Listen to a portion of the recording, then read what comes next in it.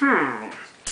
Again, I'm going to recite a couple pieces of my writing, and yeah, they go something like this.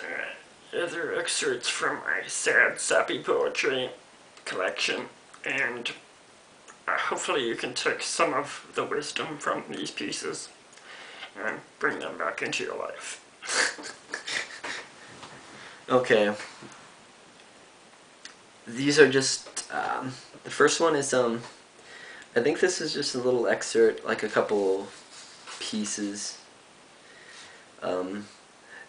Could have really not said a word, but I commend myself, I do, whether it was a brief or abstruse. At least the life was shed into. Could have not even recognized your face, but I hold it with this dim-wit embrace, whether it be a black or a white. At least I have sobered, weathered. The turning is right. Could have really have sworn to you, but the mends are what I choose. Whether you don't care, I might.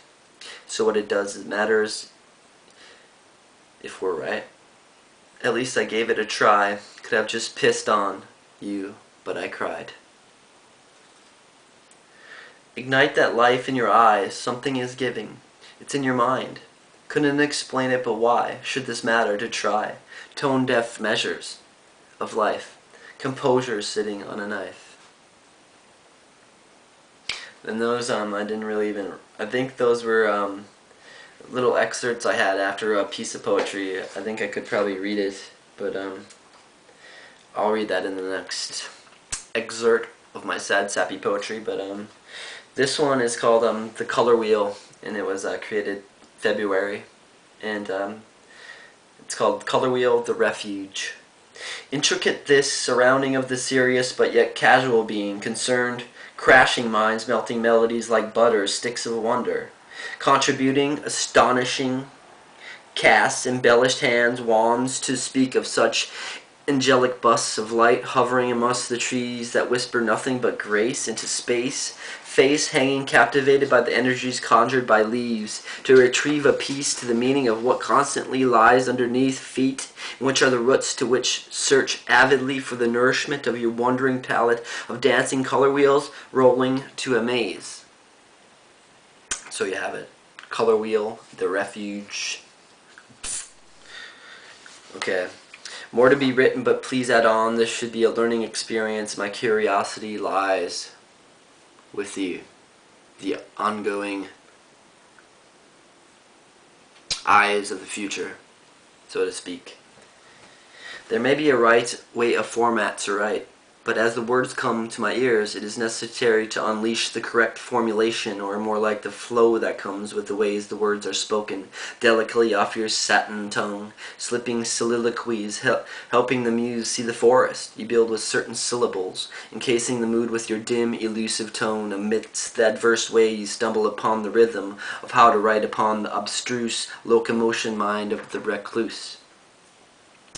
I was supposed to be alone, I see, but your beauty is always around me, daylight through my canvas curtains. My tears fall while the shower I started patters, a brief rhythm, then I try to find my foundation underneath the calming heat. Try to look forward to the birds outside, but it is you all I can see surrounding me. I was supposed to be alone, I see, but your beauty always is surrounding me. Track and field mind, racing mile and mile and mile at a time. Around the corner, beginning alright, so it's time to leave, for I have to forget, so I can think. I think I like that, the verse in my piece of poetry, track and field mind, which is kind of like how your mind gets sometimes, how it, keeps on running and running and running, like you're running a marathon, and that verse strikes home with me a lot, so hopefully you enjoyed that, and yeah, this one doesn't have a name to this piece of poetry, but I'm sure you could make one up, or you could get an idea what it's about when I read it. So here it is. If you could write a story, what would it be? about a damsel in distress, or the river banks of the valley that runs under our feet when we confess? Would it be about two soulmates that are broken-hearted, bending and mending, or simply a sonnet about a love song along the lines of a beautiful wind, the never-ending story of the whimsical boy who wants the princess or the girl with the long curly hair, consuming pages of your contraption of wonder you call a book? Would it be about your fears that dwell in your dungeon deep within the mind, including the darkness that you cry amongst to the nighttime, which brings you melancholy pictures, plumbing it head over heel from your castle ledge you gingerly lost balance from? Not sure how these stories come, from the dreams in which you spark your imagination of the times you relive inside your brain, making you wonder in which would have been a dream, somewhat a reality for the moment, for our moment, to think outside of the spectrum. That's basically how an artist, a poet, a musician, all the questions you ask yourself, and all the questions that you've asked yourself after reading so many children's books to books, what would my adventure be? What would this be?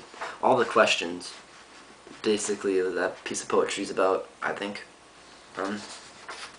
This one is called Heartbreak is Healing, and it was done in February, I'm assuming, and here it goes. If you ever felt heartbroken or like the pit in the core of your body is weak and jittering, you probably would be in the same spot as I am. Not a heartbroken as in lonely or sad, but a heartbroken as in missing or subsiding curiosity what is going on. It almost feels like you are sick or overwhelmed by your anxiety, a state where you want to scream at the tips of your lungs, above the city or in between the alleys where it rumbles like a lion's tone. Outside, within the source, this is nothing but your own home, concluding that maybe this feeling is heartbreak, but a beginning of the healing process. I guess I gasp, and then I breathe. To everyone who even tiptoes through my writing, I just wanted you to say thank you, and you mean a lot. It means a lot to me. You view my writing, and hopefully one day you can utilize these words I throw out to a good source into your own living. And that's basically my whole goal of all my writing since I started, was to help people understand that there is light inside of the darkness, that there's always hope inside of the fear of everything, and hopefully that can get you by and help you smile through this day, one day at a time, and sometimes things have to be taken seriously, and sometimes things, have to be taken lightheartedly, and I love all you guys, and I love you, Yolanda, and thank you for being such a wonderful light in my life. I appreciate it, and I am very grateful for you in my life. So thank you. I love you.